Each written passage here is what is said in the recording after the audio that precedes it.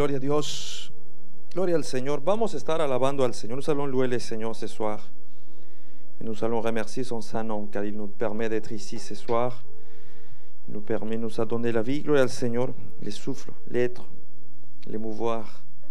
Aujourd'hui, nous pouvons être dans sa maison, Seigneur. Donc, Seigneur, vamos a alabar el nombre del Dios diciéndole, je rentre dans les lieux très saints.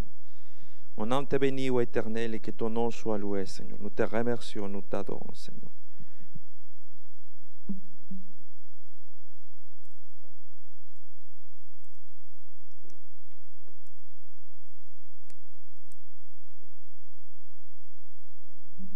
Gloire à Dieu.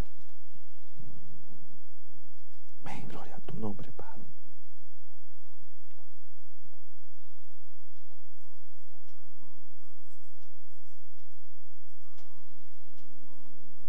Que el video ya está arriba. Gloria al Señor. Atende. Pardon.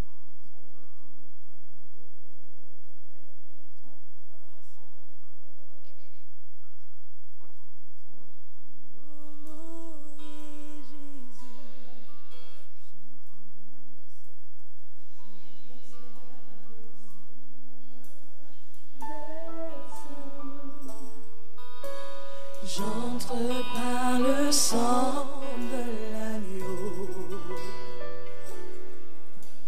J'entre pour t'adorer, toi seul.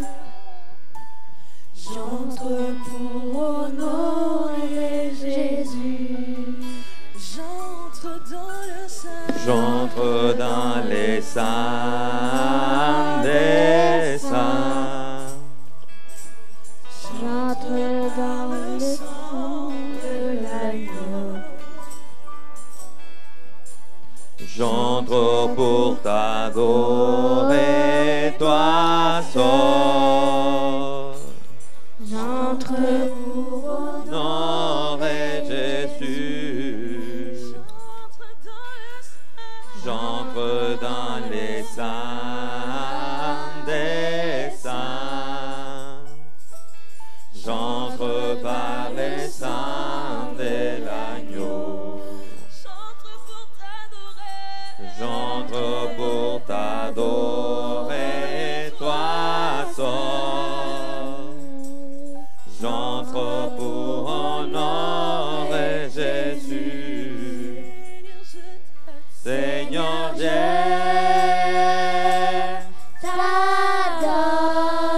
t'adore. oui, je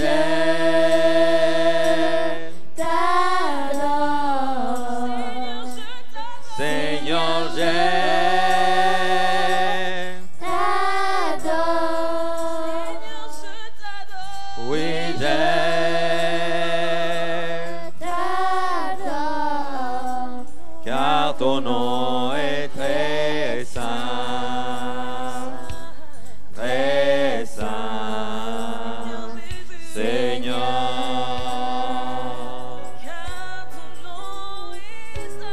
Car ton nom est très saint, très saint.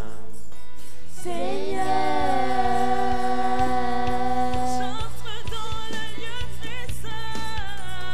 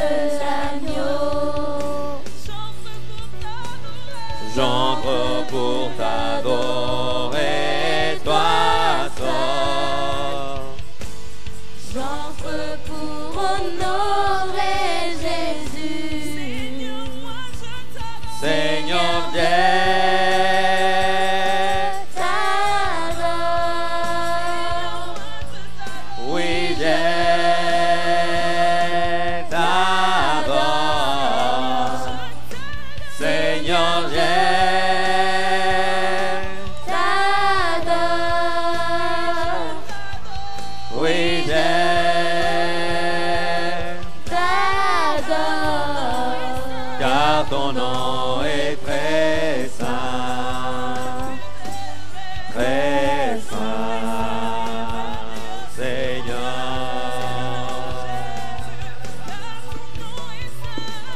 Car ton nom est très saint, très saint.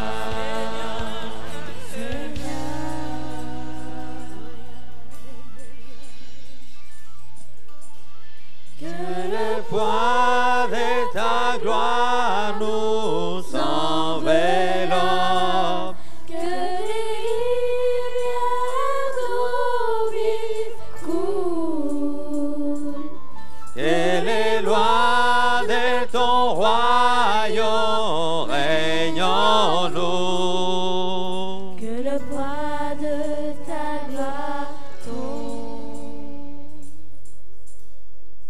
Que le poids de ta gloire tombe.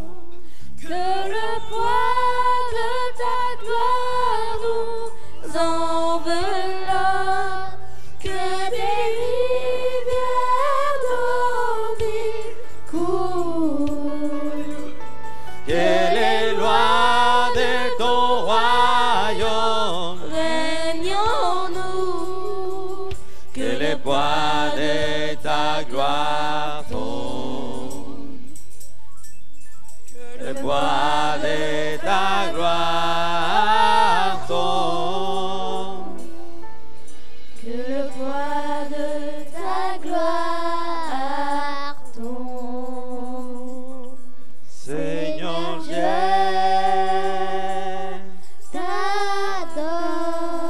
T'adore, oui, je t'adore, Seigneur, je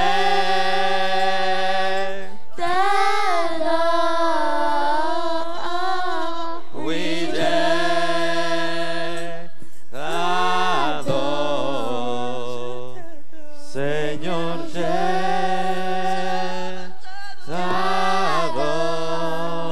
t'adore. Oui, je t'adore. Seigneur, je T'adore, oui, je t'adore. car ton nom est très saint, Très saint, Seigneur.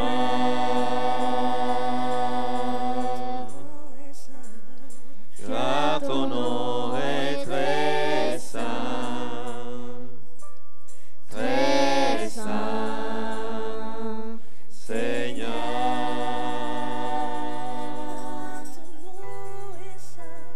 Car ton nom est très saint. Gloire à toi, Seigneur. très saint, Seigneur Jésus. Seigneur. Car ton nom est saint, Seigneur. Béni soit ton saint nom éternel. Que ton nom soit loué, Seigneur. Nous te bénissons, nous te remercions et nous t'adorons ce soir, Seigneur. Que ton nom soit loué. Louez le Seigneur ce soir. Et toute votre force, louez, Seigneur. Et reconnaissez que c'est lui l'éternel. Que c'est lui seul, notre Dieu tout-puissant, Seigneur. Mon âme te bénit, Seigneur. Gloire à toi, Seigneur. Nous te bénissons, Seigneur. Et nous te disons, Seigneur, que par la foi, Seigneur, par la foi, nous verrons des miracles. Par la foi, nous pourrons aller de l'avant. Par la foi, nous serons la victoire. Par la foi, Seigneur Jésus. Par la foi. Triomphant, Par la foi. mon Rédempteur, Dis-lui, me vendra plus que vainqueur. Béni soit ton saint nom, Seigneur Jésus, nous te bénissons. C'est toi qui nous rends plus que vainqueurs. En toi, nous avons la victoire. C'est toi la victoire, Seigneur. Que ton nom soit loué. Nous te bénissons. Nous t'adorons. Oh, gloire à toi, Seigneur. Que Dieu vous bénisse, frères et sœurs. Soyez bienvenus, que soyez bénis dans la part de Dieu, gloire au Seigneur. Nous allons louer le Seigneur, nous adorons son Saint-Nom aussi à travers nos offrandes ce soir, gloire au Seigneur. Je vous invite, gloire au Seigneur, à préparer votre offrande, gloire au Seigneur. Ceci-là dans votre main, gloire au Seigneur, mais surtout par la foi et dans votre cœur. Dis, Seigneur, je vais la déposer, Seigneur. Je la mets devant toi, Seigneur, avec crainte, avec révérence, avec remerciement, Seigneur, avec amour, Seigneur. Gloire à toi, béni soit ton Saint-Nom, Seigneur. Amen, nous allons prier pour les offrandes. Seigneur, nous te remercions au nom de ton Fils, que tu nous donnes aujourd'hui cette opportunité, Seigneur, de nous retrouver à nouveau, Seigneur. Merci pour chaque frère et sœur qui est présent. Et merci, Seigneur, aussi, Seigneur, pour ceux, Seigneur, qui participent, Seigneur, à travers les réseaux sociaux, Internet, etc., Seigneur, qui sont avec nous, qui écoutent, Seigneur, et qui soient instruits, soient fortifiés, édifiés dans la parole, Seigneur. Nous te bénissons, Seigneur. Les offrandes que nous allons donner, Seigneur, c'est avec joie, avec respect, avec crainte, avec révérence, avec amour, Seigneur, parce que c'est pour ton œuvre, Seigneur. C'est pour faire avancer ton œuvre, Seigneur. C'est pour te glorifier, c'est pour te dire merci, Seigneur. Gloire à toi, Seigneur. Nous te remercions, nous te louons, nous t'adorons, Seigneur. Et ce que nous allons déposer, nous le bénissons au nom de Jésus, Seigneur. Seigneur, regarde nos cœurs, Seigneur. Si dans nos cœurs, Seigneur, il a, Seigneur, gloire à toi, Seigneur, il a la tristesse, Seigneur, ou la contrainte, quelqu'un en train de donner, pas dans la bonne attitude, Seigneur, aide-lui ou aide cette personne, Seigneur, à que dans son cœur, Seigneur, trouver l'harmonie avec toi, Seigneur, prier à toi, Seigneur, demander pardon, nous pardonner, Seigneur, et qu'il puisse déposer son offrande en harmonie, en paix avec toi, Seigneur. Au nom de Jésus, nous te remercions. Amen. Gloria al Señor. Vamos a estar trayendo nuestra ofrenda. Nous allons apporter nos offrandes ce soir, gloria al Señor, pendant que nous chantons, gloria al Señor, en Jésus seul. Amen, gloria al Seigneur. Gloire à toi, Seigneur Jésus. C'est notre espoir en toi, Seigneur, en toi seul, Seigneur. Gloire à notre Seigneur Jésus-Christ. Béni soit son Saint-Nom. Amen. En Jésus seul. Lui, ma lumière, ma force. Pierre angulaire. Solide rempart, à toi, Seigneur Jésus-Christ, nous te remercions, nous te louons, Seigneur. C'est grâce à toi, Seigneur, oui. Aide-nous, Seigneur, à aller jusqu'au bout, Seigneur. Que ton nom soit loué. Amen, gloria a Dios. Gloire à Dieu. Dieu vous bénisse, gloria al Seigneur. Soyez bienvenus, gloria al Seigneur, et que la main du Seigneur soit sur votre vie, que sa main puissante, sa droite de puissance, gloria al Seigneur, puisse vous aider, gloria al Seigneur, vous conduire à chaque instant, mes bien-aimés. Par la grâce du Seigneur, nous sommes dans ce jeudi, gloire au Seigneur. Et comme disait mon épouse dans sa prière, nous présentons toutes nos excuses, gloire au Seigneur. Je sais que ce n'est pas l'idéal, gloire au Seigneur, que nous, les personnes que nous sommes, comment dire, dans la responsabilité d'arriver en retard, gloire au Seigneur. Et donc pas d'excuses, je ne veux pas dire voilà, non, c'était la faute de X, non. Je dois mieux organiser, je dois plus m'efforcer. J'ai reçu même l'appel d'un bien-aimé, mon frère Gustavo bien-aimé, le Seigneur me disant si on avait besoin des transports, etc. Je le remercie pour sa bienveillance, gloire au Seigneur. Mais Dieu sait que Dieu peut mieux m'organiser. Et c'est ça ce que je dois faire, gloire au Seigneur, pour sa gloire, pour son honneur. Et aussi pour respect à vous, gloire au Seigneur, parce que vous êtes arrivé à l'heure, j'imagine, gloire au Seigneur, et vous faites aussi votre effort d'organisation pour être là à l'heure, gloire au Seigneur. Donc non, ce n'est pas acceptable, ce n'est pas une bonne chose. Donc je m'excuse devant vous, gloire au Seigneur. Très bien, gloire au Seigneur, vous savez, et on va finir, gloire au Seigneur, cette partie-là qu'on est en train d'étudier de l'évangile de Marc. Tu peux baisser juste un peu au microphone, pas beaucoup, parce que j'entends un peu d'écho, gloire au Seigneur, juste un peu. Vraiment, c'est juste doucement, légèrement, voilà, exactement. Est-ce que ça va la clim? Pas trop fort, pas trop bien, non, c'est bon? Si vous avez froid ou si quelque chose, il faut nous le dire, gloire au Seigneur. Il ne s'agit pas non plus de tomber malade. Ok, gloire au Seigneur? Tu peux me le dire, Julia, tu peux me dire, vous savez, pasteur, c'est un peu froid. Hein? Si jamais, si c'est le cas, gloire au Seigneur. Donc, on était en Marc chapitre 3, versets 7 au 19, gloire au Seigneur. Gloire au Seigneur, et je vais finir aujourd'hui justement avec la liste des apôtres, gloire au Seigneur. Donc notre... Qui m'a enlevé là? Tu me l'as enlevé. Pourquoi tu as fait ça? Non, est-ce que j'aurais besoin? Tu peux la descendre s'il te plaît? S'il te plaît, non, je ne t'avais pas dit. Mais tu as accompli ton devoir comme on t'a demandé. Voilà. Cette fois-ci, il y a une exception. Gloire au Seigneur. Gloria al Seigneur. Donc, vous cherchez bien l'évangile selon Marc, chapitre 3, verset 7 au 19. Gloria al Seigneur. Gloria al Seigneur, on va se concentrer sur les derniers versets, mais on va le lire à tous. Ça nous fait pas mal à nous de lire la parole du Seigneur. Amen. Gloria a Dios. Frère Naïm, tu as ton microphone à côté de toi. Ah, la Bible c'est en espagnol.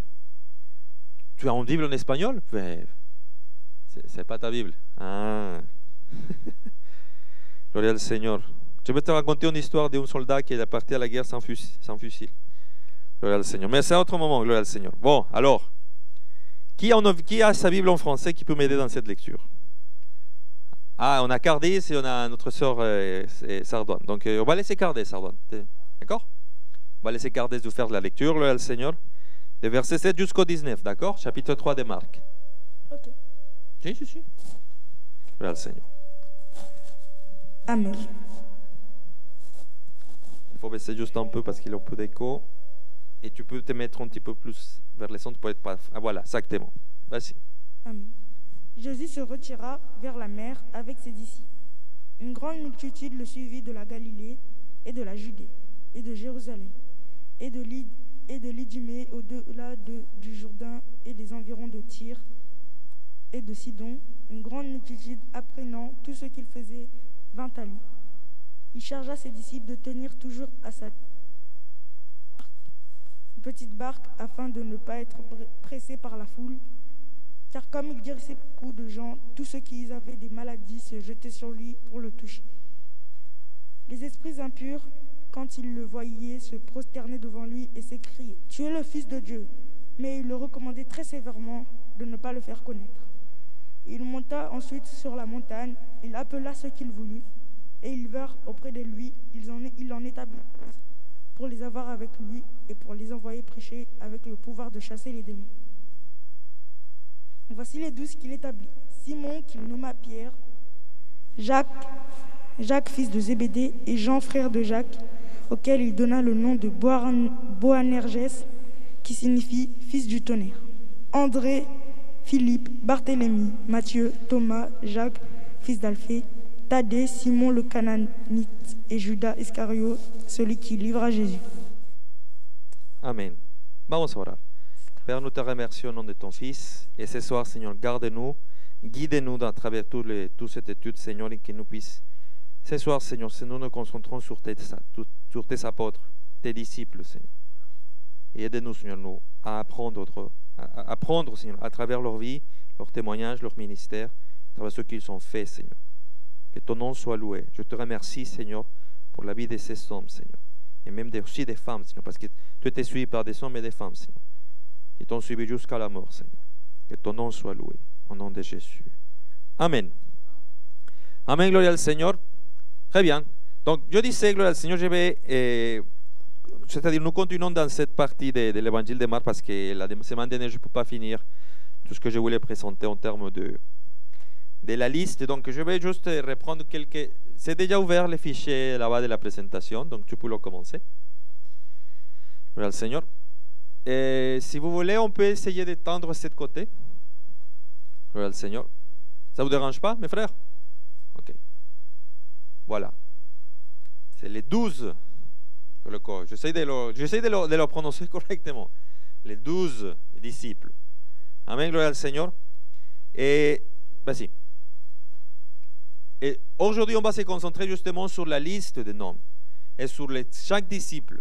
On va regarder à peu près, pas rentrer dans tous les détails, mais juste et avoir un peu le temps de passer la liste. Et voici les 4 endroits où on trouve les listes des apôtres. Attends, n'avance pas, s'il te plaît.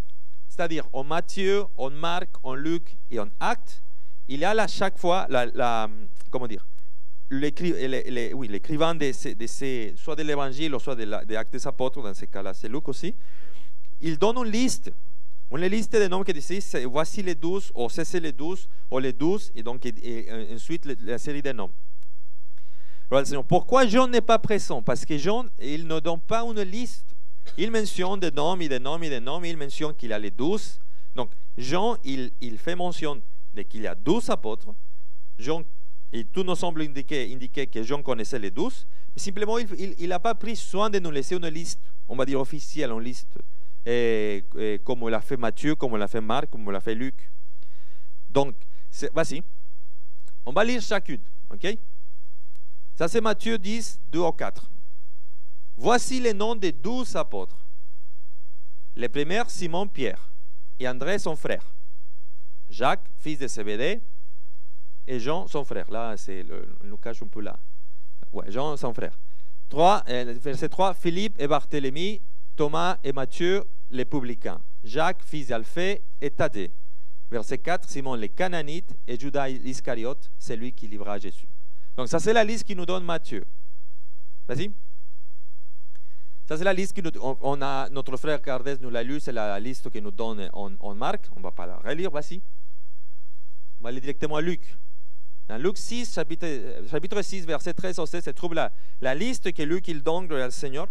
Il dit, quand les jours parurent, il appela ses disciples et il choisit 12, auxquels il donna les noms d'apôtres, qui sont Simon, qu'il nomma Pierre, André, son frère, Jacques, Jean, Philippe, Barthélemy, Matthieu, Thomas, Jacques, fils d'Alphée, Simon, appelé les Zélotes, Judas, fils de Jacques, et Jude, fils de Jacques, et Judas l'Iscariote, qui devient traître. Donc ça c'est la liste de Luc. Et Luc, quand il écrit plutôt Actes des apôtres, voici, il à nouveau va donner une liste. Actes chapitre 1, verset 13 nous dit, quand ils furent arrivés, ils montèrent dans la chambre haute où ils se tenaient d'ordinaire. C'était Pierre, Jean, Jacques, André, Philippe, Thomas, Barthélemy, Matthieu, Jacques, fils d'Alphée, Simon les Zélotes et Jude, fils de Jacques. Voilà le Seigneur. Donc je me suis dit, vas-y, on peut comparer tous les noms. Si je prends chaque liste et je prends dans l'ordre qu'elle donne la liste, je peux arriver à ce tableau. Il est un peu long, donc c'est pour ça qu'il ne se voit pas complète. Mais là, il a des numéros, del 1 jusqu'au 12. Parce qu'il avait 12 apôtres. Là, c'est Matthieu. Là, c'est la colonne pour Marc. Là, c'est la colonne pour Luc. Et là, c'est la colonne pour Actes. Si vous voyez, en Actes, la dernière cellule est vide. Pourquoi? Exactement, ma soeur. Tout à fait. Judas Iscariote, il est là, il n'est plus là. Il est déjà mort. C'est pour ça qu'il se trouve 11. Bonne observation. Vous voyez, mais c'est ce qu'on avait dit déjà et on avait remarqué. Simon, Pierre, il est toujours le premier dans toutes les listes. Peu importe l'évangile ou acte. Toujours le premier. Simon, Matthieu, Marc, Luc et Actes. Et si vous regardez, on va dire qu'il a 3 groupes de 4.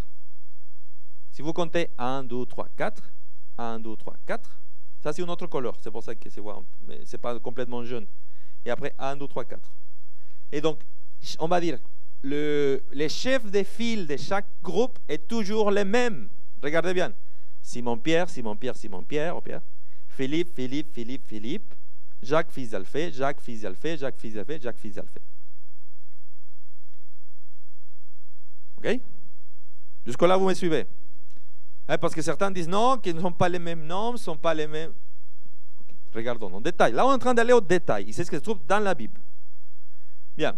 Ensuite, dans chaque groupe, l'ordre, à partir on va dire de celui des chefs de file, ça peut changer, mais sont toujours les mêmes noms. C'est-à-dire, regardez ici en Matthieu, c'est André, son frère, Jacques, fils d'Alphée, Jean, fils de Zébédée. Pardon, de Zébédée.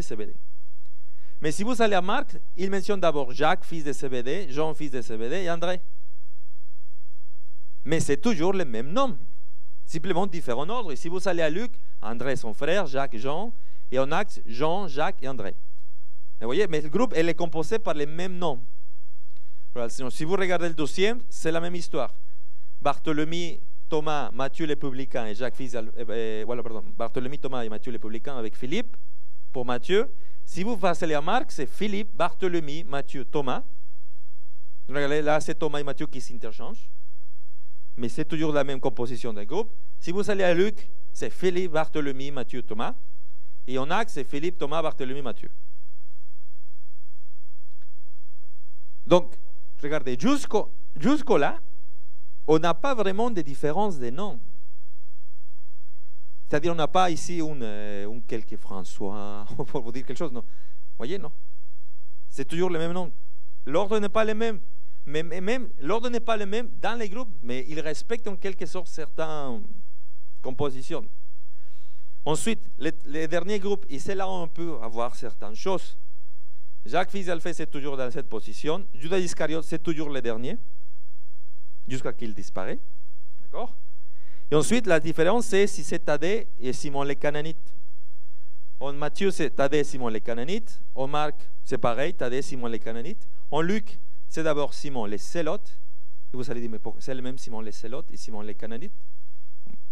Et gloire al Seigneur, les historiens, les théologiens, gloire al Seigneur, en regardant, ils s'estiment que c'est la même personne, Simon les Célotes, Simon les Cananites.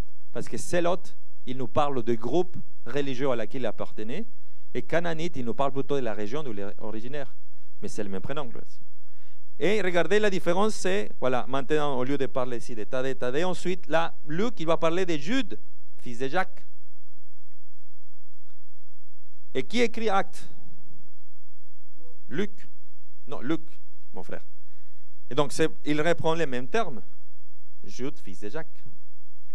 Et c'est là que la semaine dernière, je vous disais qu'on estime, on pense que Thaddée et Jude, fils de Jacques, c'est la même personne. On a des raisons pour penser ça. D'abord, Thaddée, c'est un nom grec, un prénom grec, et Jude, c'est un prénom juif.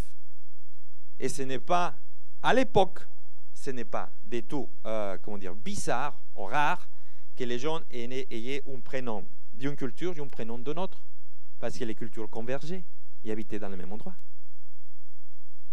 Amen. Voilà le Seigneur. Vous savez, c'est ce qu'à un moment donné, il avait quelqu'un dans une discussion dans comment s'appelle, la campagne électorale, il disait que les prénoms français, etc., ben, c'est à peu près la même chose. À un moment donné, certains disaient, on va lui donner un nom juif, et pour question peut-être des gouvernements avec les Romains, on les donne un nom aussi grec. Voilà. Donc, c'est pour ça qu'on pense que Thaddée et Jude, fils de Jacques, sont la même personne. Voilà le Seigneur. C'est-à-dire, en regardant les prénoms les plus populaires à l'époque, comment se composait la société à l'époque, comment la société s'organisait en termes de prénoms, etc., on peut arriver à cette conclusion. Et donc, voilà le Seigneur, si vous voyez, seulement on va dire, si on accepte que Thaddée et Jude, fils de Jacques, sont la même personne, il n'y a pas de problème. C'est exactement la même liste. Un différent ordre, certains noms, mais c'est la même liste. Certains vont dire, attends. Mais Jean, il ne donne pas de liste. C'est vrai, mais il mentionne André, il mentionne Jacques, il mentionne Philippe, il mentionne Thomas, il mentionne Matthieu, il parle même je crois qu'il mentionne Thaddée, il parle de Jude l'Iscariote, il parle de Simon les Cananites, mais il ne mentionne jamais Barthélemy. Jean. Par contre, Jean, il mentionne un tel Nathanaël. Et quand il mentionne Nathanaël, il le mentionne toujours avec les groupes des disciples, avec les groupes des 12.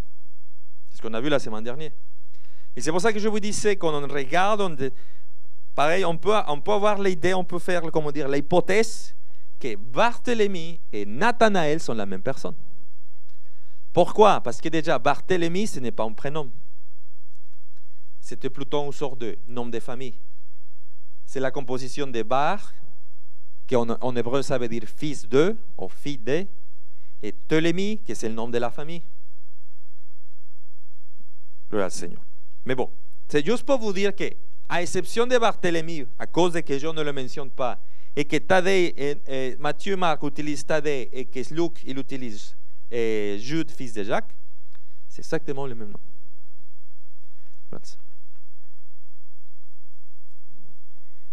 Mais je ne sais pas, mais il y a eu des personnes qui m'ont dit non, mais ça ne matche pas les listes. Ils ne sont pas les mêmes noms, ils ne sont pas les mêmes prénoms, etc. Je dis, oh Seigneur de gloire. Mais quand on va dans les détails, quand on fait les choses, on pose les choses doucement. Et je ne suis pas en train d'inventer les choses. Si vous regardez les versets bibliques que je vous donne, c'est l'ordre qu'il le donne et c'est comme ça qu'il les appelle. Voilà le Seigneur. Bon, alors continuons. Mais quel est l'intérêt de regarder les 12? Si nous regardons en détail, ou si nous apprenons plus des disciples, ça pourrait nous parler aujourd'hui. Donc, les premières, c'est toujours Pierre, ou Simon. Alors, qu'est-ce qu'il a fait Pierre? Qu'est-ce que nous savons de Pierre? Je ne vais pas rester beaucoup en Pierre parce que c'est lui qu'on connaît beaucoup de choses sur lui. Alors, je vais le noter simplement qu'il a nié Jésus après avoir dit qu'il était prêt à mourir pour lui. Gloire al Seigneur. Donc, fais attention à ceux qui parlent trop vite. Gloire al Seigneur. Il a commis une faute énorme. Il a nié son maître. Gloire al Seigneur. Si vous me permettez, c'est peut-être même plus grave que les autres. C'est-à-dire toutes les autres fautes que sont faites les autres disciples, parce que tous les ont abandonnés, tous, les 12. Judas Iscariote, il l'avait. Il c'est un peu à part, parce que lui, c'est l'exception. Il a trahi les maîtres de notre façon. Mais par rapport aux 11, les 11 se sont dispersés, les 11 sont partis. Le Seigneur, on comprend à la lumière de l'évangile que Jean, il était arrivé jusqu'à la partie où il a la crucifixion, parce qu'il est là avec Marie. Jésus-Christ, notre Seigneur, lui dit: Fils, voici ta mère, mère, voici ton fils. Afin que notre Seigneur Jésus-Christ puisse dire ça, il faut que Jean soit présent.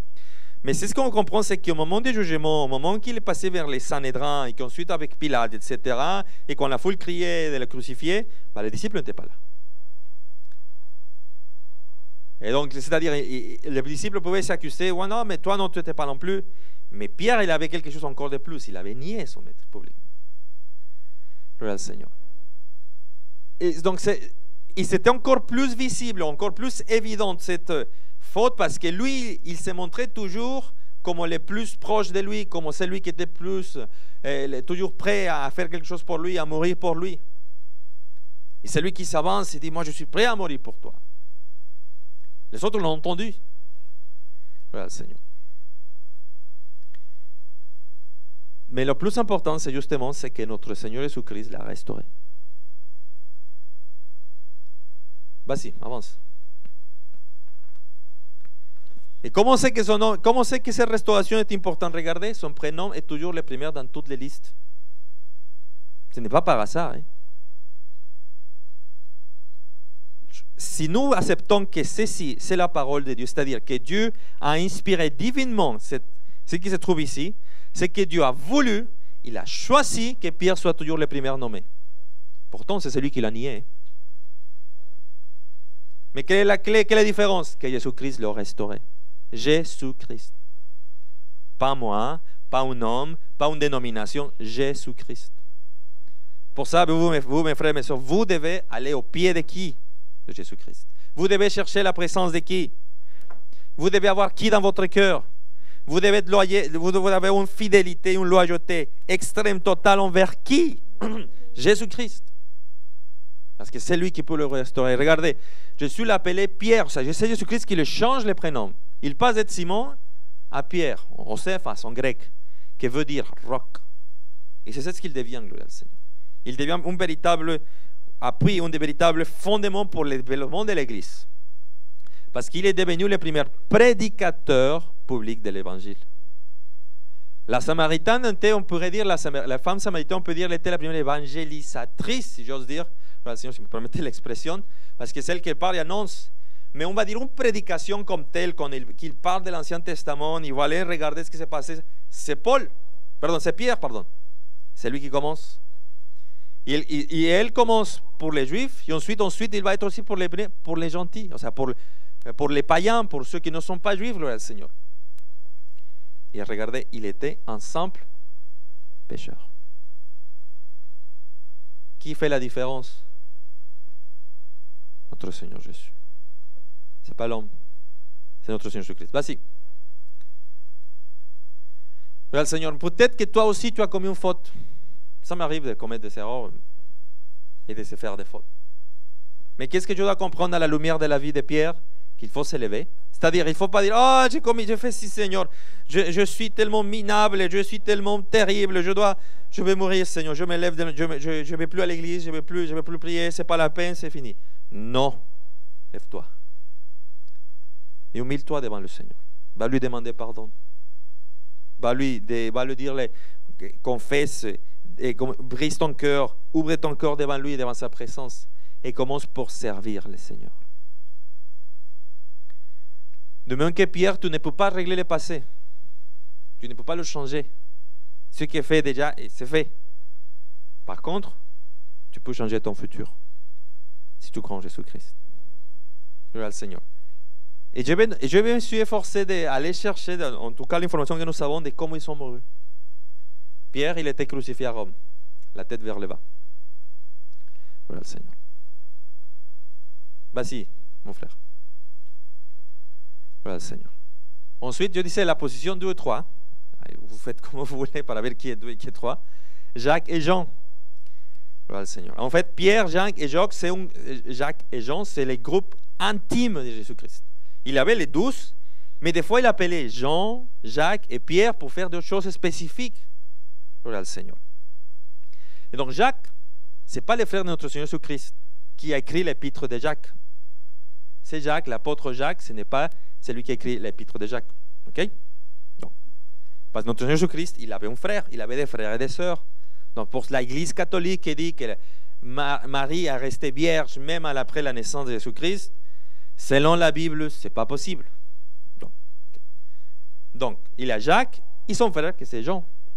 Pardon, Jacques, c'est le frère de Jean, et avec Jean. Hein, et une des caractéristiques, c'est que Jésus-Christ, c'est notre Seigneur Jésus qui les appelle fils de tonnerre. Voilà, Seigneur. Qui peut chercher Luc 9, 52, 54? Gloire al Seigneur. Qui peut me le lire? Amen. Il envoya devant lui des messagers qui se mirent en route et entrèrent dans une bourg de Samaritains pour lui préparer un logement. Mais on ne le reçut pas parce qu'il se dirigeait sur Jérusalem. Les disciples, Jacques et Jean, voyant cela, dirent: Seigneur, veux-tu que nous commandions que le feu descende du ciel et les consume? C'est-à-dire que la façon dont notre Seigneur Jésus-Christ les appelle, ce n'est pas par hasard. Jean et Jacques, d'après ce qu'on voit dans les Écritures, c'était des d'hommes de caractère qui réagissaient. Comment est-ce possible?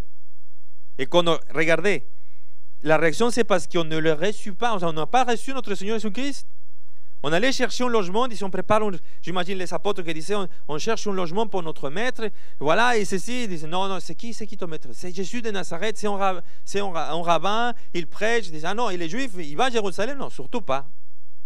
Parce que nous, les Samaritains, et nous, les Juifs, on ne s'aime pas. Et vous nous critiquez, et vous nous pointez des doigts, vous les Juifs, et vous vous croyez meilleur que nous, etc. Il avait vraiment une situation sociale difficile là-bas. Et donc, on entend ça, Jacques et Jean, quelle est leur réaction? Seigneur, aie pitié de leur cœur. Bénis ceux qui nous maudissent. Non, dit Seigneur, tu veux, Seigneur, que nous commandions qu'il descende feu du ciel, qu'il leur consomme. Et c'est pour ça que notre Seigneur Jésus s'appelle fils de tonnerre. Hijos del trueno. Regardez, Jacques a été le premier à mourir pour la cause de Jésus-Christ et de l'évangile de Jésus. Il était décapité à Jérusalem. C'est le premier à mourir. Le premier des 12. Jacques, les frères de Jean. Voilà le Seigneur. Ça, c'est on retrouve en Actes 12, 1 ou 2. Voilà le Seigneur. Si vous voulez garder là. C'est le roi Hérode qui le fait mourir. Vas-y. Donc, comment va réagir Jean, qui est un fils de tonnerre, quand il sait que son frère est décédé, décapité? Jean devient l'apôtre de l'amour. Lisez les épîtres de Jean. Si tu n'aimes pas ton frère, tu n'aimes pas Dieu. Si tu n'aimes pas ton prochain, comment tu peux dire que tu aimes Dieu? Dieu est amour, Dieu est ceci, amour. Les fils de tonnerre, quand on rencontre Jésus-Christ, quand on vient au pied du Maître, quand le Saint-Esprit travaille en eux, gloire au Seigneur, laisse ces parties de leur caractère qui s'étaient prêtes à réagir, même avec violence, si vous voulez. Et Dieu le transforme et fait de quelqu'un un homme d'amour, un homme de patience. Gloire au Seigneur. Pour que Dieu nous change, mes frères. Il change nos motivations, parce que des fois, nos motivations ont besoin, comme on dit, d'être courbées, de qu'elles soient humiliées, gloire au Seigneur. Notre orgueil, notre estime de soi, la façon dont nous regardons, peut-être nous croyons quelque chose d'important, gloire au Seigneur. Il faut venir au Seigneur et s'humilier. Parce que ces changements, c'est nécessaire pour pouvoir se sacrifier et aimer, mes frères. C'est ça que Jésus-Christ est en train de préparer ces hommes. Parce qu'il sait qu'à un moment donné, ça va lui coûter leur vie. Voilà, Seigneur. Donc, les trois, Pierre, Jacques et Jean, sont dans les cercles intimes de Jésus. Mais la différence, ce n'est pas que c'est Pierre, ou Jacques, ou Jean, c'est que c'est Jésus qui le rapproche à lui. La différence, c'est lui. Ce n'est pas toi, ce n'est pas moi, c'est Jésus-Christ. C'est pour ça que l'évangile que nous devons annoncer aux personnes, c'est rencontre Jésus-Christ. Je te présente, je te donne, comment dire, je apporte l'information, l'évangile, afin que tu rencontres le Christ. Parce que notre Seigneur, il choisit des bases fragiles, c'est ce qu'il nous déclare 2 Corinthiens 4, 7. C'est des vases fragiles, mais c'était les fils de tonnerre. Oui, quand on dit vases fragiles, ça veut dire qu'on peut basculer facilement dans des extrêmes, dans des réactions, soit la dépression totale, ceux qui ont un caractère plus pessimiste, soit des réactions, voire non, mais je veux, dans la violence ou dans la colère, gloire au Seigneur. Gloire au Seigneur. Mais Dieu, regardez, Dieu n'appelle pas ceux qui ont des qualités. Il donne les qualités à ceux qui l'appellent. Donc si Dieu t'appelle, ne pense pas parce que tu es le meilleur ou la meilleure. Non, pense plutôt, Dieu veut faire quelque chose dans ma vie. Et dans ce qu'il va faire dans ma vie, il va me donner les qualités. Il va mettre des choses en moi. Il va travailler en moi, gloire au Seigneur. Afin de garder notre cœur, notre esprit toujours humble. Amen. Jean est décédé d'un âge avancé. Voilà, j'espère que j'ai bien écrit. Si vous voyez des fautes, gloire au Seigneur, vous méditez. Gloire au Seigneur. Alléluia, gloire au Seigneur. Mais vous savez, il est décédé, oui, d'un âge avancé, en tant que personne âgée, mais pas sans avant avoir passé par la souffrance. Il est relaté par un historien qu'on le mit dans une... Littéralement, on le fait bouillir dans l'huile, mes frères, à Jean. Parce qu'on voulait le torturer. Oui, frère. Il n'est pas mort. Non, non, exactement.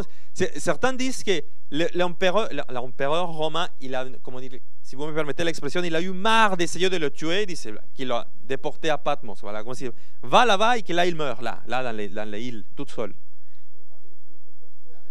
Non, il est à Patmos, c'est la île où il a reçu la révélation mais il est pas mort non plus là-bas. Parce qu'il change l'empereur, notre nouveau empereur lui donne grâce de sortir de cette île. Et il arrive, je crois, à une de ces églises que trouve aujourd'hui en Turquie. Et c'est là où il décède, mais comme un personne âgé. C'est le seul disciple qui est décédé, on va dire, jusqu'à un âge avancé. C'est le seul. Comment, pardon? Si, on va dire, voilà, comme un personne âgé qui arrive à un certain nombre d'âges, voilà, la vieillesse, notre cœur s'use, voilà, finalement. Mais ce que disait le frère Gustave, c'est ça. On essayait de le tuer, mais qu'on n'arrivait pas. Gloire au Seigneur. Vous savez, et c'est là où je pense qu'on dit, quand Dieu n'a pas encore fini avec toi, Dieu n'a pas encore fini avec toi. Gloire au Seigneur. Vas-y. André, c'est le frère de Pierre, je vais me dépêcher. Et c'est lui qui amène Pierre voir Jésus. Ce n'est pas Pierre qui amène frère, c'est André qui lui dit, viens voir, on a trouvé celui qu'on a parlé dans les Écritures, viens. Et certains pourraient penser à la compétition parce qu'à mon avis, les disciples se posent la question qui est le plus grand parmi nous, qui va être le plus grand. Ça, c'est humain, mes frères.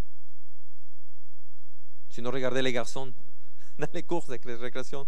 Ah, mais ils courent plus vite, moi je vais courir, ou je vais sauter, ou je vais faire ceci, etc. C'est humain, gloire au Seigneur. Mais nous ne devrions pas nous inquiéter pour ceci. Nous, mes frères, de qui est le plus grand, qui est le plus beau, qui est le plus fort, qui a fait plus de prières, qui a fait plus de jeûnes, qui a évangélisé le plus, qui a gagné plus d'âmes, qui a la plus grosse église. Nous ne devons pas... cette pensée ne devait pas se trouver dans nous, gloire au Seigneur. Qu'est-ce que nous devons avoir dans notre esprit, dans notre tête, dans notre cœur? Que la gloire, c'est à Dieu. C'est la gloire de Dieu, donc pas la mienne. Donc si je suis avec le Seigneur, c'est... si je fais quelque chose pour lui, c'est avec 2 personnes. Gloire à Dieu. Je fais quelque chose pour lui, c'est avec 10 000 personnes. Gloire à Dieu. Gloire au Seigneur, et qu'il faut être fidèle. Il faut être fidèle au Seigneur. Regardez, il a été attaché à une croix. André. On l'a attaché à une croix et on l'a laissé là jusqu'à ce qu'il meure. Mais selon ce qu'il nous est raconté, qu'il a attaché à cette croix, il a prêché à tout ce qui passait. Et la question, c'était que les soldats romains, il fallait qu'ils gardent jusqu'à qu'ils meurent, parce qu'il ne fallait pas que quelqu'un qui était dans la croix descende vivant de la croix. Ça, il ne sauve surtout pas. C'est pour ça que notre Seigneur Jésus-Christ, à un moment donné, les soldats, pour être sûrs, viennent prendre la lance, ils le percent, parce qu'il ne faut pas descendre quelqu'un vivant. Il faut qu'il soit mort. Et donc, pendant qu'ils l'ont gardé, en attendant qu'il meure, André, il prêchait. Et il prêchait à ceux qui l'avaient crucifié. Gloire au Seigneur. Vas-y. Philippe.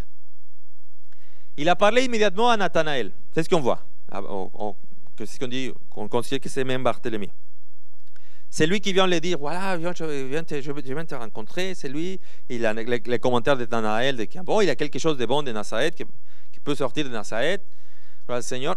Et dans l'évangile de Jean, c'est Philippe qui aide ces personnes grecques qui voulaient voir Jésus-Christ. Il facilite, lui vient rencontrer, discuter. Gloire au Seigneur. Qu'est-ce qu'on peut apprendre de lui?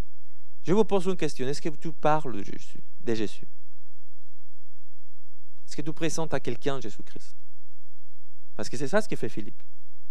À chaque moment, de ce qu'on voit dans la Bible, gloire au Seigneur. Comme il est décédé, il a été lapidé et crucifié. On l'a lapidé. Et comme ce n'était pas suffisant, on l'a pris, on l'a crucifié. Où ça? À Hierapolis. Aujourd'hui, ça s'appelle Pamukkale en Turquie. Gloire au Seigneur. Vas-y. Barthélemy, aussi connu comme Nathanaël, il était pessimiste par rapport à Jésus-Christ parce qu'il disait Nazareth, ce n'est pas une bonne ville. On va dire comme aujourd'hui, on dirait ce n'est pas un bon quartier. C'est de la banlieue. C'est une banlieue ça. Est-ce que quelque chose de bon peut sortir de la banlieue? Mais il a été suffisamment ouvert pour vérifier si c'était le cas. C'est-à-dire, nous tous, nous pouvons avoir des préjugés. Mais des fois, ce que je le dis à la personne, donne à Dieu l'opportunité de te surprendre. Ne dis pas, il n'existe pas. Juste dis, bon, je vais voir s'il existe. Tu vas voir s'il ne peut pas te surprendre. Parce que je dis, des fois, quand une discussion, je dis, tu veux que je prenne une position ou que j'accepte la possibilité de que Dieu n'existe pas et de que l'évangile est faux, n'est-ce pas? Et la personne, oui, ok. Mais je te demande la même chose, mais dans l'autre sens, juste accepte la possibilité de que Dieu existe et de que l'évangile soit vrai. Et vérifie. Et c'est ce qu'a fait Barthélemy. Qu'est-ce qui s'est passé avec lui? Il a été écorché vif. Vous savez ce que c'est l'écorchement? Non, écorché. Ça veut dire, mon frère, que selon ce que j'ai compris, c'est un peu graphique, mais bon, je profite que les petits ne sont pas là.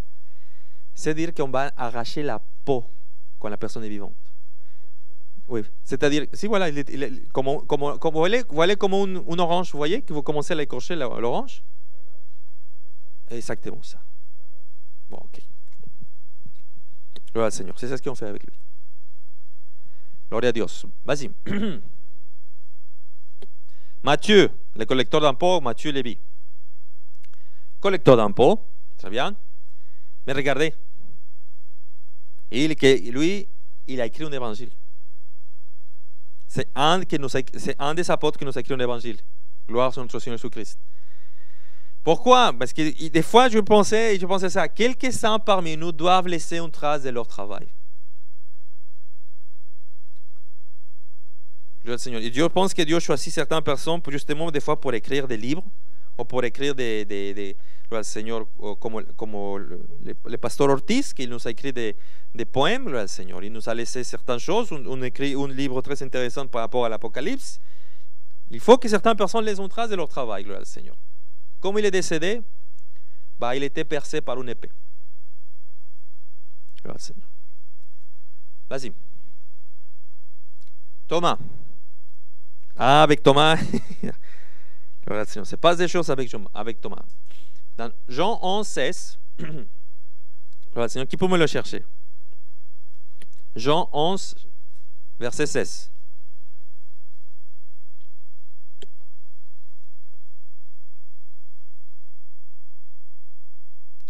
Tu l'as gardé? Vas-y. Amen. Jean 11, verset 16. Mais allons vers lui, sur quoi Thomas, appelé Didyme, dit aux autres disciples, allons aussi afin de mourir avec lui. Merci. Thomas, appelé le Didyme. Très bien. Vous savez, il y a une théorie de ces personnes, je dis, qui n'ont rien à mieux à faire, mais ils sont de ces élucubrations dans leur tête de pensée. Ils disent, voilà, ils ont fait une théorie, ils disaient que Thomas était les jumeaux de Jésus. Ils disent. Déjà, vous savez ce que ça veut dire Didyme? Vient du grec, ça veut dire jumeau. Oh non, bien je crois que c'est l'araméen, pardon. Mais bon, peu importe, ça veut dire jumeau. Et donc ils disent, voilà, ils disent Thomas était le jumeau de Jésus. Ok. Et qu'il a trompé les autres pour leur faire croire qu'il était Jésus.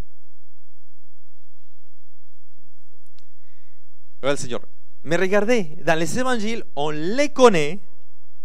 On dit de Thomas les didymes. C'est comme dire Thomas les jumeaux.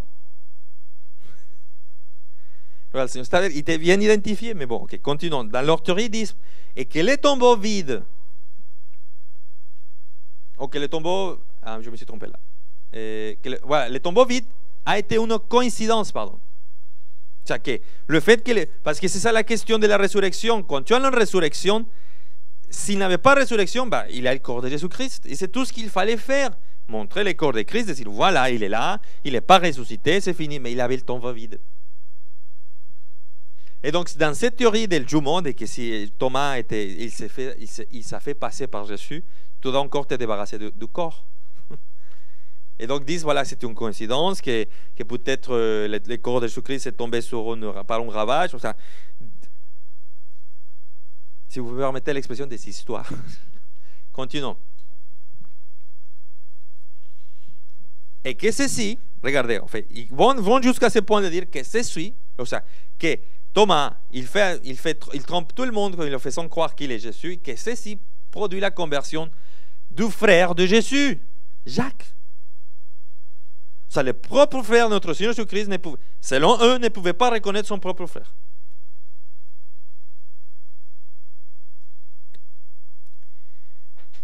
Et regardez, peu importe que les frères de Jésus soient mentionnés en quelques versets et ils ne le suivaient pas. C'est ce qui nous explique Jean, gloire au Seigneur. Et qu'eux pensaient que notre Jésus-Christ, il était fou, il avait un problème. Sa famille pensait ça, c'est ce qu'on voit dans les évangiles, avant sa résurrection. Et justement, c'est un des arguments pour la résurrection, que ses frères, suite à sa résurrection, se sont convertis. Ils disent, lui, c'était véritablement le Christ. Regardez, Thomas est un prénom, voilà, c'est ça. Thomas est un prénom araméen. Thomas, il vient de l'araméen, qui veut dire les jumeaux. Et didyme, c'est grec, qui veut dire les jumeaux. Voilà. C'est-à-dire que cette partie de cette théorie n'a pas de support. Vas-y. Simplement, c'est des personnes qui sont dans le désir, dans l'idée, ils ont déjà pris une position par rapport à l'évangile. Ils vont essayer de trouver tout ce qu'ils peuvent pour essayer de détourner la question. Alors, autre partie aussi, c'est que l'évangile nous raconte que c'est Thomas, et pas les autres, c'est lui qui n'y croit pas à la résurrection. Donc, pour faire entrer ça dans leur théorie, c'est un peu compliqué. Mais une chose que aussi on doit reconnaître de Thomas, c'est quand il a cru vraiment. Hein. C'était pas une foi ou une réalisation à moitié. Non, quand il voit que c'est Jésus-Christ, quand il se rend compte que c'est Jésus-Christ ressuscité, il dit mon Seigneur et mon Dieu. Et puis qu'est-ce qu'il fait ensuite? Il va prêcher l'évangile, il va jusqu'à l'Inde. Et c'est là où il meurt. Il est mort percé par une lance à Coromandel, dans l'Inde. Il a traversé toute l'Asie en prêchant l'évangile. Parce qu'il a cru. Gloire au Seigneur. Vas-y. Jacques, le fils d'Alphée. on peut, dans l'évangile de Marc, dans le chapitre 15, verset 40, mentionner un Jacques, le mineur. Parce qu'il a deux Jacques dans les groupes. Il a Jacques, le frère de Jean, et il a Jacques, fils d'Alphée. Et dans Marc, il mentionnait une fois Jacques, le mineur. On pense que peut-être c'est le même. Mais regarde, on ne sait pas beaucoup de choses de lui. Mais on sait le suivant, qu'il était jeté d'un sommet élevé du temple, et puis il a été frappé jusqu'à la mort. Oh Seigneur. Assis. Thaddée, c'est ce que je dis que c'est peut-être Jude, fils de Jacques. Oh Seigneur. On n'a pas non plus beaucoup d'informations par rapport à lui non plus. Mais une des choses qu'on se voit aussi, et c'est valable aussi pour le Seigneur, pour l'apôtre précédent, c'est qu'à chaque fois que les 12 font quelque chose, bah lui aussi, Thaddée, parce qu'il est avec les 12. C'est-à-dire pour apprendre Jésus, pour la prédication, dans la chambre haute, dans l'établissement de l'église, à Jérusalem et au-delà. Pour nous parler de l'unité, mes frères. Pour nous montrer justement que le Seigneur, individuellement, on ne sait pas beaucoup de choses. Mais dans les groupes, il était là. Et dans les groupes, il participait. Et dans les groupes, il agissait. Son impact de lui de Thaddée, on peut dire que c'est plutôt ressenti qu'écrit. On n'a pas beaucoup d'écrits sur lui. Il n'a pas à nous laisser un épître ou quelque chose de sa part. Vas-y. Oui, vas-y. Voilà. Mais je voudrais que vous réfléchissiez à l'effet. Vous connaissez ce qu'on appelle l'effet boule de neige? Voilà, que vous faites une petite boule de neige et vous la faites rouler. Il commence à grandir, à grandir, à grandir. Parce que je pense que c'est la question avec les disciples. Pour te dire une chose, ne te sens pas moins signifiant si tu es moins connu. Personne ne me connaît dans les conventions. Si vous venez à la convention de Madrid, vous allez voir par exemple que certains pasteurs vont me dire « Frère Abraham, comment allez-vous? Frère Abraham. » Et si vous êtes la première fois que vous venez, peut-être dire « Mais personne ne me salue, personne ne me... » Déjà, c'est parce que moi, j'ai déjà assisté depuis quelques années, ils me connaissent.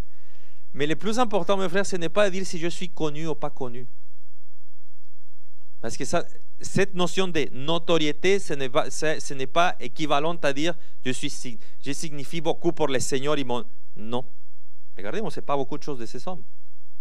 Mais, le Seigneur, ils ont impacté l'Église. Ils ont impacté leur monde. Ils ont impacté la société. Le Seigneur. Parce que les gens qui sont véritablement spirituels ne se soucient pas de la notoriété. C'est justement les personnes qui perdent les sols, comment dire, l'équilibre, les balances, et qui tournent leur visage ou leur regard vers les choses du monde, qui se disent, oui, il faut que je sois la notoriété, que je sois connu, voilà, je t'ai filmé, j'ai rencontré le président, j'ai rencontré telle chose, telle personne, voilà. Mais la personne qui est véritablement spirituelle, ça l'est égal s'il rencontre un clochard ou s'il rencontre un président. Pourquoi? Parce que c'est le même idée. Vous, les clochards, comme l'autre personne, ont besoin de Jésus-Christ, tous les deux. Voilà, Seigneur. Donc cet aspect, c'est-à-dire le fait de n'être pas très connu, c'est justement ce qui donne l'importance à tous ceux qui ont fait. Regardez ça, regardez cet aspect. Tout ce que je fais, ça peut impacter la vie de quelqu'un. Tout ce que je dis, ça peut être utile pour quelqu'un. Certains disent, n'arrête pas de sourire parce que tu ne sais pas que si pour quelqu'un, ton sourire, c'est comme le soleil, ou une chose comme ça, un genre de phrase de ce genre de type. C'est pour nous donner l'idée ou la notion, mes frères, que ce n'est pas parce que tu n'es pas connu du monde, ou tu n'as pas la notoriété, que tes actions ne comptent pas. Oh Seigneur, vous savez, de temps en temps, ça fait du bien. Oh, comment ça fait? Non, attendez, c'est pas que ça fait du bien, sinon le fait des fois s'éloigner. Par exemple, vous partez en voyage.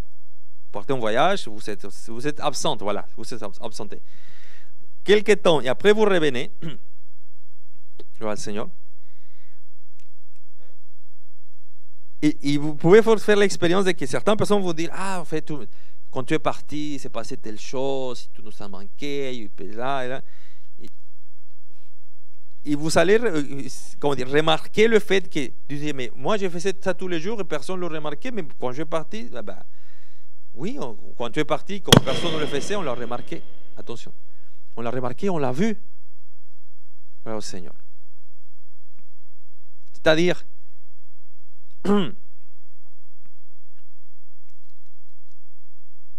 tu penses que tout ce que tu fais, peut-être personne ne le regarde, personne ne le considère. Personne ne le remercie. Non. Il y a quelqu'un qui le voit, il y a quelqu'un qui le valore, qui le valorise, qui lui donne de la valeur, c'est le Seigneur. Et c'est pour ça que Colossiens 3,17, qu'est-ce qu'il nous dit Colossiens 3,17? Gloire al Seigneur. Allez-y, qui va le chercher? Oui. Amen.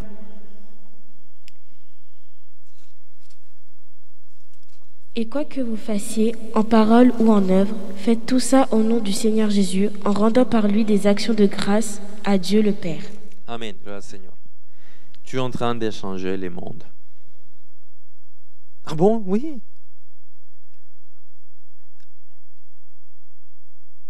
Si tu réussis, comment dire, si tu transmets, si tu passes l'évangile à une personne, tu es en train de changer le monde.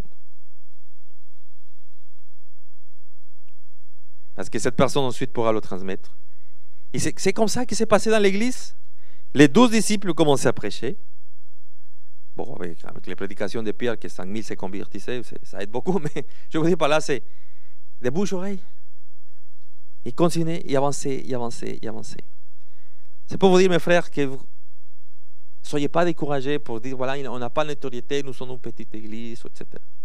Ce qui compte, c'est de se dire, Seigneur, tu es en train de voir ce que je fais. C'est toi qui c'est toi qui donnes la récompense à tout ce que je fais, Seigneur. Et je participe de ton œuvre pour changer ce monde. Comment il est mort, Thaddée? Il est mort sans les tirer des flèches. Alors, Seigneur. Vas-y. Simon les Zélotes. Par rapport à comment on l'a appelé, on pense que probablement il faisait partie d'un groupe radicalisé, appelé les Zélotes. Pourquoi radicalisé? Parce qu'eux cherchaient, même par la violence, se débarrasser de Rome, de vaincre Rome. Voilà. C'est pour vous dire si vous voulez le mettre un peu dans les contextes, dans notre contexte actuel, c'est comme si aujourd'hui notre Seigneur Jésus-Christ, il était là, il appelle des disciples et il appelle un djihadiste ou un terroriste de les années 60 qui vient des politiques. Vous dites, ah bon? Ah oui? Des genres de personnes avec ces extrêmes de pensée, il appelle le Seigneur. Et regardez, cet homme, s'il fait partie de ce groupe, il voulait vaincre les Romains, sortir les Romains. Et où est-ce que l'on voit avec notre Seigneur Jésus-Christ? Il est accompagné de Matthieu. Matthieu, c'est un collecteur d'impôts pour l'Empire romain. Ils sont compagnons, sont disciples, tous les deux. Alors, le Seigneur, pour vous dire, Dieu, en Jésus-Christ, c'est possible l'unité. Même de ceux qui pensent des choses extrêmes. Ils sont aux extrêmes opposés. En Jésus-Christ. Allez, je vois notre époque. Je vois ce qui passe aux États-Unis. Je vois comment la question raciale est en train de retourner. On croyait qu'elle était partie, c'était fini. Non, elle est en train de retourner. Alors, le Seigneur, je dis, la seule solution vraiment que la humanité est là, c'est vraiment Jésus-Christ. Parce que au fur et à mesure que le temps avance, au fur et à mesure que les choses se développent, je vois juste plus de division, plus de colère et de haine des deux côtés. Et le côté, est-ce que vous voulez le prendre? Et je dis, Seigneur, seulement Jésus-Christ peut réunir, comme il a fait avec Simon les Zélotes, qui était à fond contre Rome et qui l'ont mis à la même table avec celui qui travaillait pour les Romains. Voilà, Seigneur. En fait, lui, je n'ai pas. Il a plusieurs versions de comment il est décédé, donc je pense qu'il est mort coupé en deux. Ça, c'est une des choses. En fait, c'est ça, c'est la version, la variante. Certains disent qu'il était coupé littéralement avec scié, d'autres disent voilà, que c'était avec des et séparé. Son corps était démembré comme ça. Mais bon, quoi qu'il en soit, c'était une mort terrible, gloire au Seigneur. Et on arrive au 12e et on va finir avec ça. Judas Iscariote. Là, on sait comment il est mort. Mais regardez, par rapport à lui, le mot Iscariote indique qu'il venait de la région de Kériote.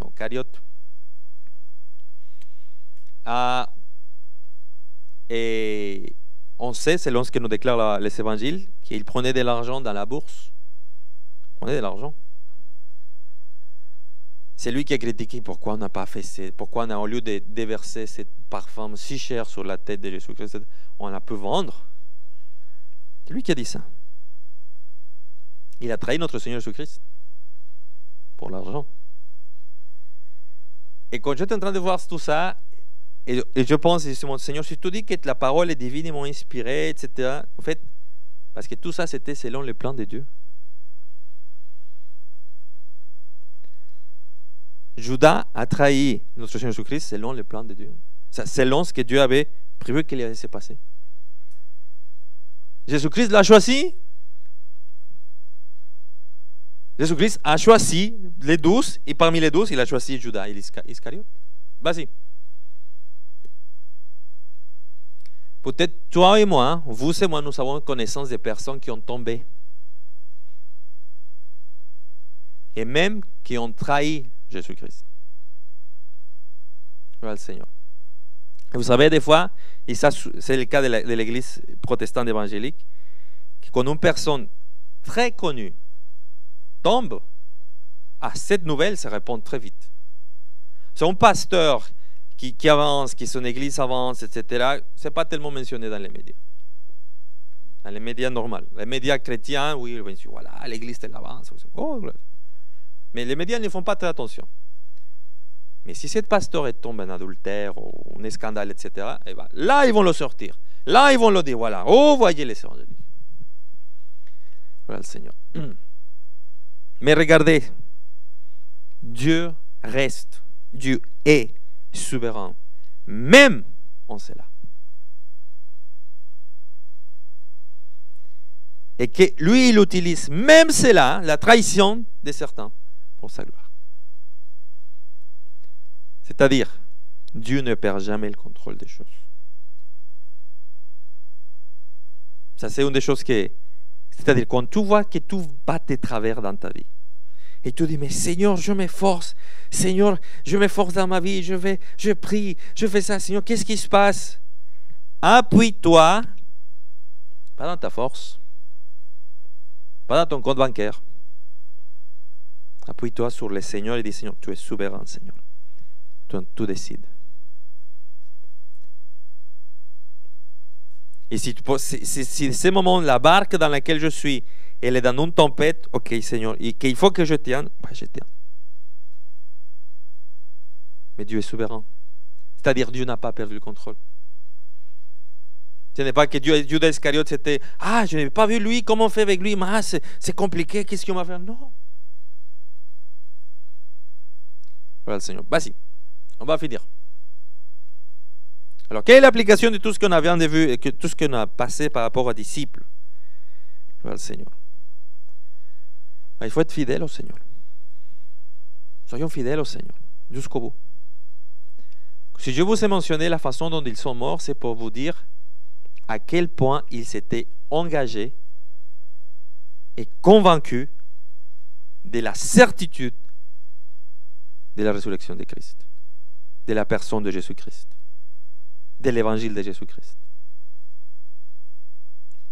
C'est une des raisons pour laquelle les historiens, en tout cas un groupe des historiens, soutiennent et disent que la résurrection de Jésus-Christ, c'est un fait historique.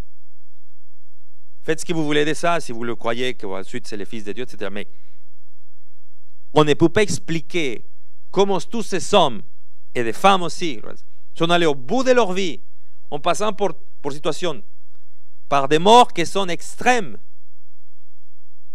juste pour défendre justement la cause de l'évangile qui dit il est ressuscité. Parce que c'est ça qui demandait l'Empire romain. Ni le Seigneur Jésus-Christ.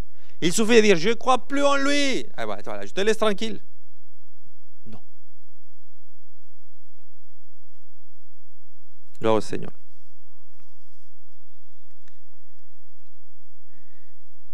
Vous ne connaissez pas l'impact de votre vie, mes frères et mes sœurs. Notre pasteur Mylène était ici, nous dit, à un moment donné, le Seigneur, il était assis vers là-bas, discutant avec mon épouse, et elle, mon épouse, moi. Voilà, le Seigneur, et humainement, on peut se poser des questions et dire, voilà, est-ce que tout ce que je fais, ça compte pour quelque chose, ça sert à quelque chose, ça. Et je lui disais, vous savez, pasteur Mylène, dans la Bible, des fois, il y a des personnes, ça, Dieu a bougé Philippe, il est en train de prêcher, il est en train de faire même des merveilles, gloire à Dieu, et Dieu déplace lui, son serviteur, d'un endroit où il est en train de ministrer à plusieurs personnes, il le bouge pour une personne, l'Éthiopien, merci, pour une personne. Si vous voyez humainement parlant, dire mais tu es plus efficace ici parce qu'ici il y a beaucoup plus de personnes, tu as plus d'impact. Ici tu changes de foule pour aller voir un. Toi et moi on ne sait pas l'impact. Mais Dieu le sait. Place ta vie dans le Seigneur. Sois fidèle au Seigneur. Et ta vie a un impact. Parce que Dieu voit toute l'histoire, mon frère. Lui, oui. Moi, non. Moi, je vois en partie. Moi, je suis comme le cheval, vous voyez, comme ça. Je vois ce que je peux voir avec mes yeux humains. Mais je n'arrive pas à voir tout. Mais Dieu, non, Dieu voit toutes les choses. Dieu voit toute l'histoire. Dieu voit tous les chemins. Et il est en train de dire, je sais pourquoi je te mets par là. Je le sais. Fais-moi confiance. Et Dieu sait ce qu'il fait. Gloria al Señor. Hay que apagarle porque está haciendo un poco frío ahora sí. Gloria al Señor. Vamos a orar, vamos, nous mettons debout. Gloria al Señor, nous allons prier. Gloria al Señor. J'espère que ça vous fait pas, comment dire, je ne me réjouis pas. Je vais essayer de ser clair. Je ne me réjouis pas de comment ils sont morts, les disciples. Je vous le dis de tout mon cœur, et je suis sincère devant Dieu. Je ne souhaite pas sa mort. Je ne désire pas mourir comme ça. Dieu sait que juste en écoutant la description, je tremble, Seigneur. Mais je pense et dis, Seigneur, tu nous as laissé tous ces témoignages, Seigneur, pour nous effrayer. Ou tu nous as laissé tous ces témoignages, Seigneur, pour nous encourager. Pour nous dire, Seigneur, que nous n'est pas tout seuls dans nos souffrances. Dans notre, si vous voulez, même dans la persécution. Là, au Seigneur.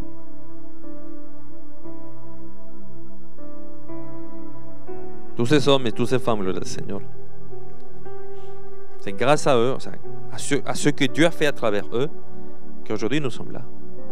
Que l'évangile s'est répandu, que l'évangile est parti là au Seigneur.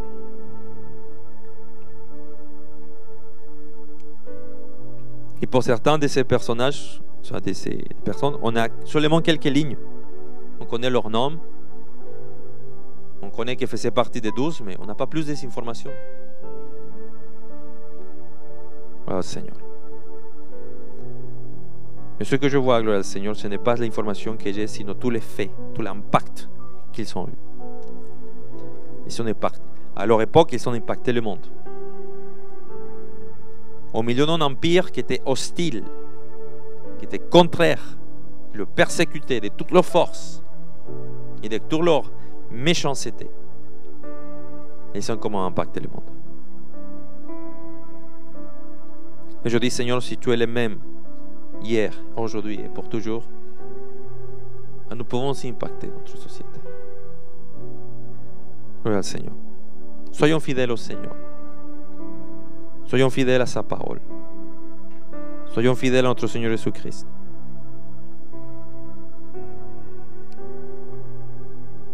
Et prenons courage, car il a vaincu le monde.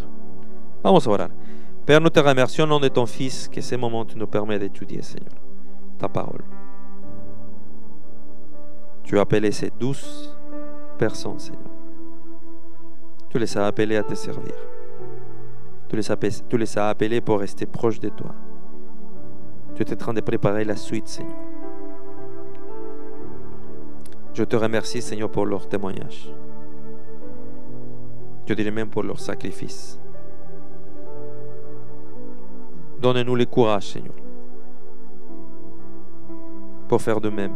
C'est-à-dire de vivre notre foi et de la partager, Seigneur. Et d'aller au bout, Seigneur. Je te remercie, Seigneur. Tu ne les as pas abandonnés, Seigneur. Même dans ces moments terribles, Seigneur. Tu ne les as pas abandonnés. Seigneur, nous les chrétiens, Seigneur, je pense, à un moment donné, nous avons commis une erreur, Seigneur. Et nous avons pensé, Seigneur, qu'en venant à toi, Seigneur Jésus-Christ, tu venais pour nous donner une vie sans problème, sans contrainte, sans difficulté. Tu viens nous donner la vie, Seigneur. Mais tu es clair dans ta parole, Seigneur. Tu nous dis que dans le monde, nous aurons des tribulations.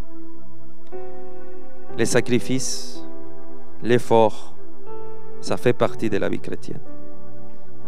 Et je te remercie, Seigneur, de nous le rappeler. De me le rappeler, Seigneur. À chaque fois, Seigneur, que je dis, mais je suis fatigué, je n'ai pas le temps, je ne peux pas me reposer, je ne peux pas faire ce que j'avais pensé, j'avais prévu, ce que je voulais faire. Je réfléchis à ça, Seigneur, je réfléchis à ta parole, je dis, Seigneur, pardonne-moi. Pardonne-moi, Seigneur, parce que tu as fait le sacrifice ultime. Et puis ensuite, tes disciples sont sacrifiés. Et puis ensuite, ceux qui l'ont suivi aussi, Seigneur. Pendant 3 siècles, ta Église était persécutée, Seigneur.